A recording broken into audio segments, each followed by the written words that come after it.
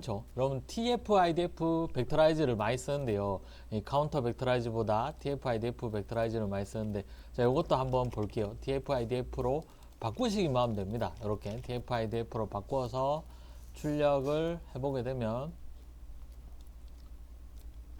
아, 그래서 집중을 안 했구나. 갑자기 떠들고 그러더라고. 왜 떠들지? 이런 생각을 해봤는데 이유가 있네요. 이런 식으로 나오게 됩니다. TF, IDF 벡터라이즈는 이렇게 벡터 형식으로 나오게 돼요. 이런 식으로. 뭐 비슷합니다. 근데 TF, IDF의 중요도라고 해야 되나? 이 단어의 중요도만큼 이렇게 나오게 됩니다. 아까 카운터 벡터라이즈는 뭐 1이 되어져 있고 2가 나와지고 이렇게 나오는데 TF, IDF 벡터라이즈는 조금 더 자세하게 볼 수가 있는데 이거는 뭐냐라고 얘기를 좀 해보도록 할게요. 이 TF, IDF 벡터라이즈는 자, 요거를 텀 프리퀀시, 도큐먼트 프리퀀시, 인버스 도큐먼트 프리퀀시 이렇게 너무 어렵다 근데 내만 그렇게 생각하나? 이 보면 문서 단어의 빈도라고 해서 이 DF 단어 I가 가지고 있는 문서 개수라고 해서 이 전체 문서 개수라고 해서 이렇게 되어져 있는데 이거를 왜 이런 거를 TF, IDF 벡터라이즈를 왜 하냐 하면요. 요 TF, IDF인데 이거를 왜 하냐 하면 만약에 제가 이제 주식의 유스 그룹을 가지고 왔어요. 근데 주식의 유스 그룹은 뭐 호가라는 단어가 굉장히 많이 나옵니다. 모든 뉴스에서 호가가 나와요. 맞습니까? 이 종가, 뭐 시작가, 시가 이런 단어가 굉장히 많이 나오지 않습니까? 별로 안 중요하죠. 이 글자가 별로 안 중요해요. 그래서 TF라고 해서 개별 문서의 단어 빈도 요거를 좀 처리를 해보자 이런 거고 DF는 단어 I가 가지고 있는 문서 개수 모든 문서에 이거가 있고 그럼 전체 문서의 개수라고 해서 요런 식으로 해서 벡터라이즈를 좀 해보자.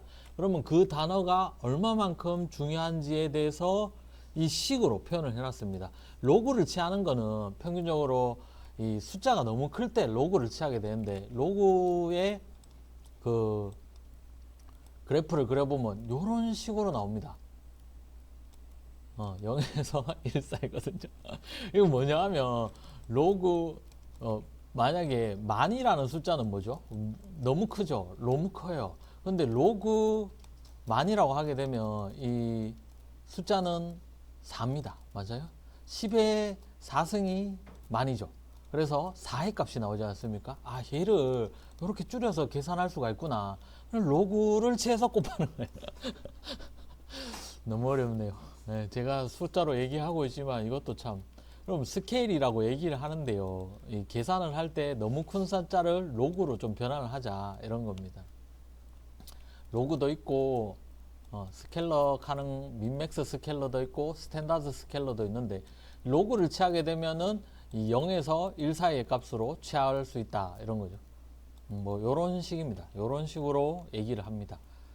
저도 수학적으로는 많이 공부를 못 해가지고 요렇게만 알고 있어요. 로그를 취하게 되면 계산할 숫자가 줄어들기 때문에 그래서 문서의 빈도의 특성 값을 뭐 요렇게 이 파라메타를 설정할 수가 있습니다. 그래서 맥스 DF라고 해서 이 전체 문서에 걸쳐서 너무 높은 빈도수를 가지고 있는 단어 피처를 제어하기 위한 파라미터입니다. 너무 높은 빈도를 가지고 있는 단어는 스타버드, 불용어와 똑같이 취급을 하겠다. 이 필요 없는 단어다 이거죠. 호가, 시가 필요 없는 거 분류할 때 전혀 필요가 없어요.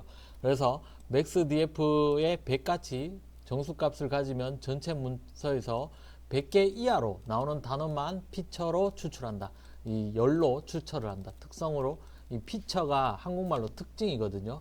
이 특징으로 추출한다. 그래서 너무 많은 빈도가 나오는 게 아니라 100 이하만 나오는 거를 사용을 하겠다. 이런 거고 민DF는 너무 낮은 빈도를 가지고 있는 거.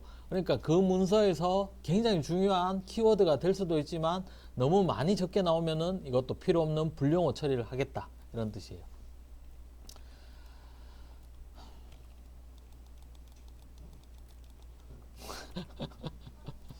나중에 다시 한번 또 다른 유튜브도 찾아보도록 하세요. 알았죠? 제가 얘기하는 게 또 이해가 잘 안 될 수도 있고 뭐 정답은 무조건 아니기 때문에 추출하는 피수의 개수를 제한하여 정수의 값을 진영을 합니다. 만약에 맥스 피처스 2000으로 하게 되면은 열을 2000개만 추출을 하겠다 이런 거예요. 그래서 스타보드는 잉글리시로 지정을 하면은 이 분용어 아까 179개의 분용어 있었지 않습니까? 영어로 된 거 뭐 me 이런 거 있잖아요. I, my, myself 뭐 이런 것들이 분용어죠. 그래서 스타보드의 커스텀으로 이렇게 더, on, 어라고도 지정을 할 수가 있습니다. 해당 단어만 제외하고 이렇게 할 수가 있는데 뭐 잉글리시로 지정하면은 될 것 같아요. 그래서 엔그램 레인지라고 해서 또 이 엔그램은 이 더 매트릭스 이즈 에브리웨어 이렇게 했는데 더 매트릭스 이즈 에브리 이 하나의 단어로만 보는 게 아니라 이 두 개를 한꺼번에 볼 때 그래서 더 매트릭스 이렇게 할 때 엔그램이라고 얘기를 합니다. 그래서 뭐 1, 2로 지정을 하면 이렇게 정규식 패턴으로 뭐 하는 게 있고 요런 것도 있나 봅니다. 뭐 잘 안 써봐서 잘 모르겠네요. 요거는 자, 요런 식으로 TF-IDF를 쓰게 된다라는 거죠. TF-IDF 벡터라이즈. 요것도 한번 돌려봤죠. 요것도 한번 돌려봤어요. 카운터 벡터라이즈랑 TF-IDF 벡터라이즈라고 해서 그래서 이 벡터화 형식으로 나오는 게 조금 더 낫다. 그래서 스타보즈의 잉글리시로 해서 이 말뭉치를 넣어주면은 원래는 이만큼의 단어가 들어갔는데 이 도큐먼트랑 세컨드만 필요한 것 같네요. 그래서 TF-IDF의 스탑 워드즈에 그 잉글리시라고 지정을 하게 되면 자, 돌려볼게요. 아까 전에는 뭐 긴 거 나왔는데 요거 다 디스는 뭐 이즈는 뭐 더는 뭐 펄스트 뭐 도큐먼트는 뭐 이렇게 나왔는데 여기에서 도큐먼트랑 세컨드랑 요것만 불용어가 아닌가 봅니다. 이 원 이런 거 다 불용어네요. and, this, is, the, sold, one 이게 다 불용어라서 이렇게 나오는 거를 볼 수가 있죠. 그래서 TF-IDF 벡터라이즈는 어쨌든 간에 중요한 건 뭐라고요? 카운터 벡터라이즈랑 TF-IDF 벡터라이즈는 여기 있는 거를 숫자로 변경을 해준다라는 거죠. 숫자로 변경을 해준다. 그러면 추천 시스템도 비슷해질 겁니다. 만약에 긴 뭐 당근마켓에 어떤 물품들이 올라와져 있으면 제가 이제 중고차 뭐 이렇게 검색을 하게 되면 중고차라는 것도 어떤 벡터화 형식으로 이런 숫자로 표현을 하겠죠. 그럼 요 숫자랑 가까이 있는 거 중에 5개만 출력을 해달라. 그러면 중고차에 있는 다른 글들을 가지고 올 수가 있게 되는 거죠. 뭐 이런 식입니다. 그래서 컨텐츠 기반 필터링을 가기 위해서 이 엔그램도 더 자세하게 얘기를 해주고 있네요. 엔그램을 써보면은 2,2 이렇게 한번 써볼게요. 그러면은 엔그램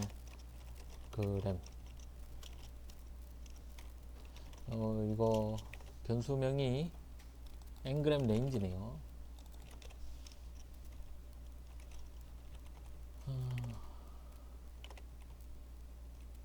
이렇게 하게 되면 이 문장을 중에 두 가지로 보기로 했죠. 두 가지로 보게 하면 불용어 제거해서 출력을 해보게 되면은 근데 이 엔그램 레인지를 쓰니까 이렇게 도큐먼트 세컨드, 세컨드 도큐먼트 이렇게 되는데 불용어가 이미 없어져 가지고 정확하게 볼 수는 없네요.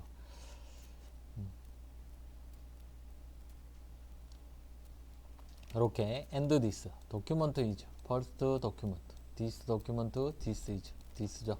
이렇게 두 가지의 글자를 보겠다 이런 거예요. 두 가지의 글자를 보겠다. 엔그램 레인지 유스 그룹을 이제 가지고 타입 값을 지정을 합니다.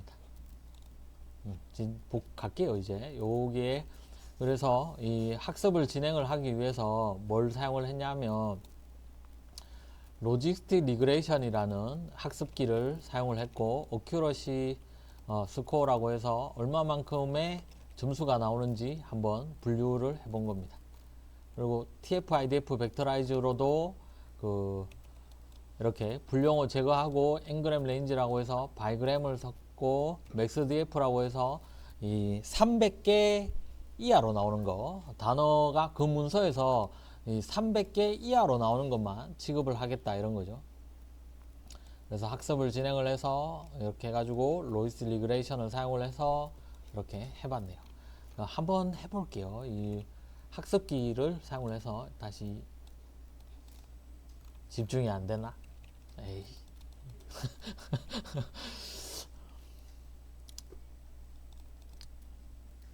마지막인데 조금만 더 하도록 할게요. 이거 하고 나서 밥 먹고 또 보도록 합니다.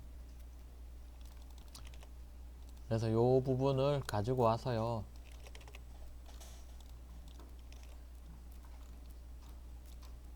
돌려보겠습니다. 오래 걸릴 것 같아요.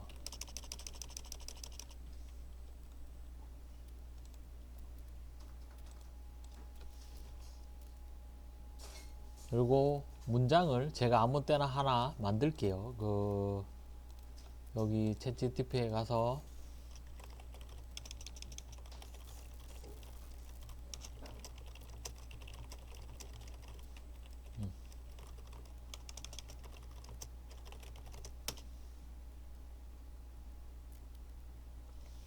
영어로 써야 되는데 한글로 쓴다 갑자기.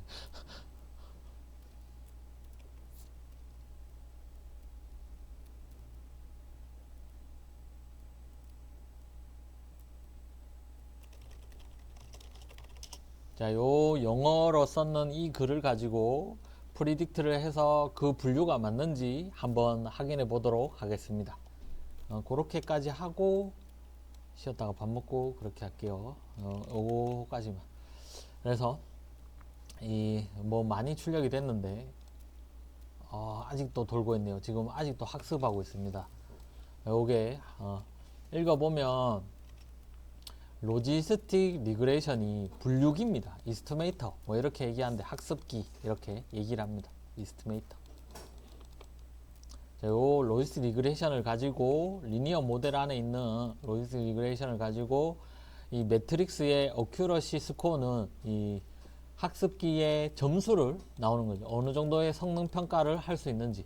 그리고 워닝은 이그노어는 나오는 게 좀 있어서 그냥 삭제를 한 것 같아요. 그래서 로지스틱 리그레이션을 선언을 하고 이 피트하고 나서 이 엑스테스트에 해당되는 글들을 테스트 해보고 있는데 지금 너무 오래 걸립니다. 너무 오래 걸리네. 자, 요 글을 가지고 테스트 데이터 이렇게 해서 자, 요 글을 이렇게 넣어 놓고 없앨게요. 요게 있는 거 요렇게. 자, 요거 풋볼에 대한 기사죠. 요 풋볼에 대한 기사인데 자, 요거를 가지고 이 테스트 데이터를 카운터 벡터라이즈 했나요? 카운터 벡터라이즈 했네. 카운터 벡터라이즈를 가지고 피트 트랜스폼에서 테스트 데이터를 자, 이렇게 하게 되면 뭐 한다고요?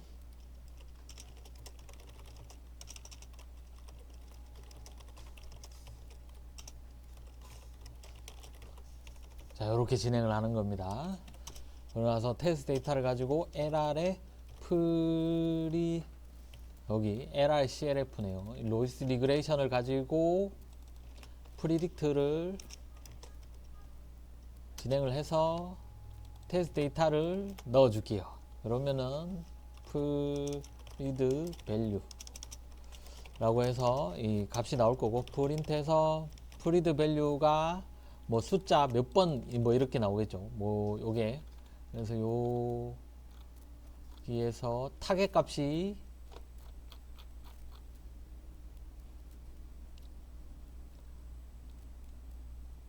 이렇게 출력을 해줘야 되는데 그냥 유스 데이터의 타겟 네임즈의 몇 번째 거 이렇게 이 프리드 밸류를 여기에 넣게 되면 몇 번째 거다 이렇게 되겠죠.